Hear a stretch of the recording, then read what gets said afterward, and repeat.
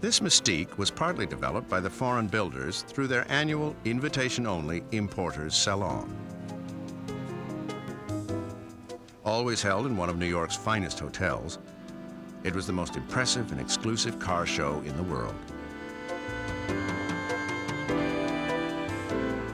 By 1920, three factors began to emerge that would open up the salons to American producers and lead to a time when more luxury cars were exported from the United States than imported into them. Perhaps the most important event that tipped the scales in America's favor was the defection of a young draftsman from the Brewster Bodybuilding Company of New York. Raymond Dietrich had hired on at Brewster Company, one of the oldest and most respected American coach builders just before World War I. Brewster had been building carriages for the upper crust since 1810. 100 years later, they decided that the automobile was here to stay. Soon, their formal cars became a fixture in New York society, but Dietrich thought their designs were a bit stiff and rigid. Charles, I think we'll go shopping this afternoon, and I'd like to park near... Dietrich wanted to break free and create entirely new designs. Brewster's owners got wind of his ideas and fired him. Brewster didn't want anything to upset its empire. Out in the cold, Dietrich and a fellow designer from Brewster, Tom Hibbard, decided to forge ahead and launch their own firm. Recognizing how well Americans responded to anything European, they called their company LeBaron Carrossier. LeBaron was merely the name of Hibbard's father's law partner, and Carrossier is French for coach builder. They thought it sounded chic. But instead of working for the coach builders, they designed individual custom bodies and prepared detailed drawings that any coach builder could follow. Essentially, they adapted the architect's role to auto manufacturing and moved American design into the forefront.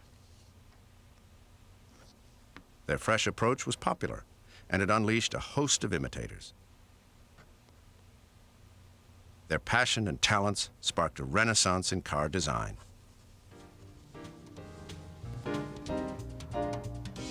In a rather bizarre book that created much debate called Toward a New Architecture, a Swiss, Le Corbusier, made one crucial point. Industrial design was or could be art. Le Corbusier himself was speculative and wildly impractical. In the real world, it was left to the custom designers to turn automobiles into works of art. Dietrich and the other custom designers wanted to create objects of beauty and permanence. Automobile styling dramatically changed.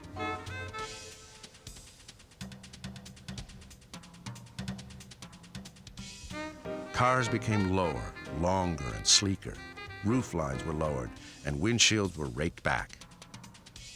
They began to express visually that thrilling sense of movement that motoring was all about.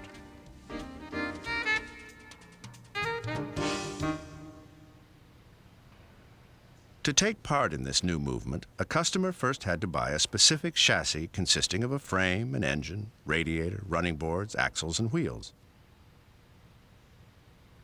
The next step was to find a designer who could create a custom body. Then it was off to the bodybuilders. Like the carriage makers before them, the custom bodybuilders crafted their bodies and door frames from cured white ash and other hardwoods. Skilled workers then cut out body pieces from large sheets of 14-gauge aluminum. These pieces were bent and shaped to match the curves of the frame. Aluminum could be bent more easily by hand and did not require the very costly stamping dies needed to shape steel panels for the mass-produced cars. It freed the builders to create sensual and pleasing shape.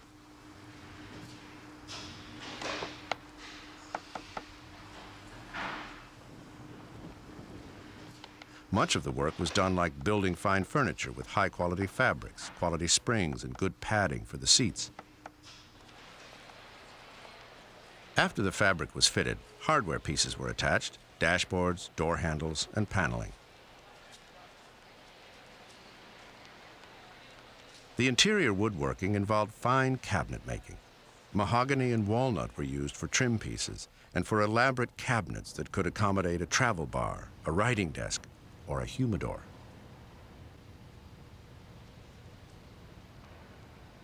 Customers often requested folding, hideaway, auxiliary seats called opera seats. Some asked for armchair seats. This style of interior was called a Beverly. The intent was to recreate the comforts of home. When the inner sanctum was completed, it was time to finish the car with a rich and stunning paint job. Each of several coats of pigment and clear lacquer was rubbed and sanded until the desired finish was achieved.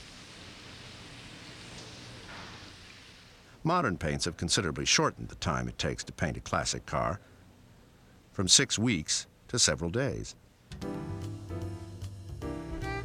The paint job, the sumptuous interiors, the unique shape, every detail separated these cars from their mass-produced relatives.